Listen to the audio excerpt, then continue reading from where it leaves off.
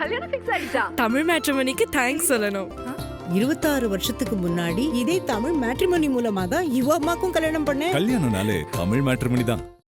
திராவிட முன்னேற்ற கழக தலைமையிலான மதச்சார்பற்ற முற்போக்கு கூட்டணிக்கு மாண்புமிகு முதல்வர் அவர்களுடைய வாழ்த்துக்களோடு மனிதநேய ஜனநாயக கட்சிக்கு ஒரு தொகுதியை ஒதுக்கீடு செய்திருக்கிறார்கள். என்ன தொகுதி என்பது குறித்த உரையாடலில் எங்களுடைய விருப்ப பட்டியலை நாங்கள் கொடுத்திருக்கின்றோம். அது குறித்தும் நாங்கள் பல கருத்துக்களையும் எடுத்து வைத்து மாண்புமிகு முதல்வர் அவர்களிடம் பேசிவிட்டு கூறுங்கள் என்று சொல்லியிருக்கின்றோம். முதல்வர் அவர்களிடமும் பேசிவிட்டு நாளை மீண்டும் அடைப்பதாக எங்களிடம் தெரிவித்திருக்கிறார்கள். இந்த சந்திப்பு மகிழ்ச்சியாக மன நிறைவாக இருந்தது, நம்பிக்கையூட்டக்கூடிய வகையிலும் இருந்தது. மாண்புமிகு முதல்வர் அவர்கள் எங்கள் மீது வைத்திருக்கக்கூடிய நம்பிக்கையை மெருகூட்டும் வகையில் இன்றைய சந்திப்பு நல்லபடியாக அமைந்தது. மகிழ்ச்சியுடன் நாளை நாங்கள் மீண்டும் சந்திக்க வருகிறோம்.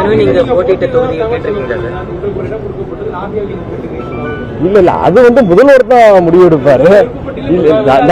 அதாருங்க உள்ள பேசுற எல்லாவற்றையும் வெளியில பேச முடியாது.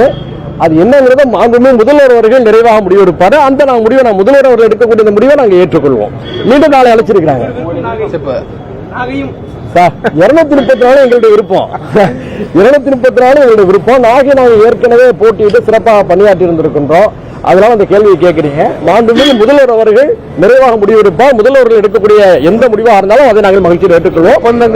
தொகுதியோட எந்த தொகுதிங்கிறதோட கையெழுத்தாகுமா? அது நாளைக்கு அப்படிதான். ஆமா, இடத்துல ஆமா தொகுதியோட நாளைக்கு தொகுதியை உறுதி செஞ்சிருக்காங்க. என்ன தொகுதிங்கிறத முதல்வர் அவர்கள்ட்ட கேட்டு சொல்லுவாங்க. முதல்வர்கள் என்ன சொன்னாலும் நாங்கள் ஏற்றுக்கொள்வோம். ஏன்னா எங்க முதல்வர், அன்புக்குரிய முதல்வர், எங்களை மிகவும் மதிக்கக்கூடிய ஒரு முதல்வர். அந்த முதல்வர் சொல்வதை நாங்கள் கண்டிப்பா மகிழ்ச்சியோடு ஏற்றுக்கொள்வோம். ஆமா, 234 எங்க தொகுதின்னு சொல்லிட்டோம்.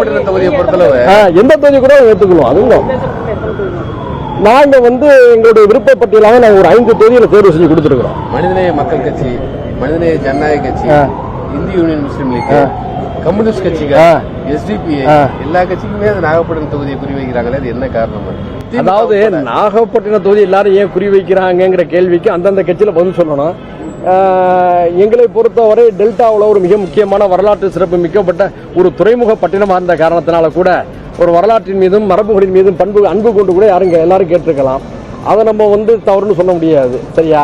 எதுவாக இருந்தாலும் நம்முடைய அன்புக்குரிய முதல்வர் அவர்கள் நல்ல முடிவு எடுப்பார்கள். நாளை மகிழ்ச்சியுடன் மீண்டும் சந்திப்போம். நன்றி.